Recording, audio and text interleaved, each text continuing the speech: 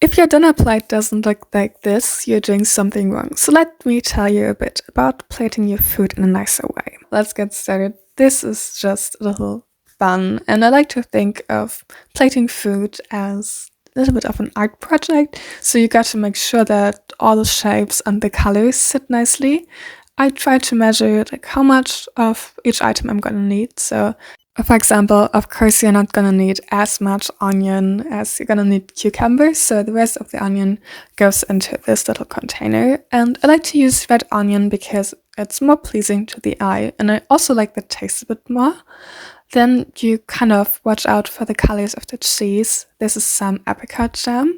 So as you can see now we have orange, green, yellow from the cheese, and then the red onion, which it's so nice. I mean, look at it.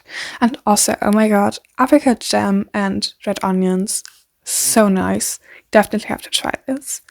Now that I'm looking at this, I can kind of twist and turn my bread around. So I use some avocado to kind of get an in-between color of the cheese and the cucumber. So the cucumber gets on top of that. If you had like tomato or something at home, that would also go really nicely on here because it looks pretty.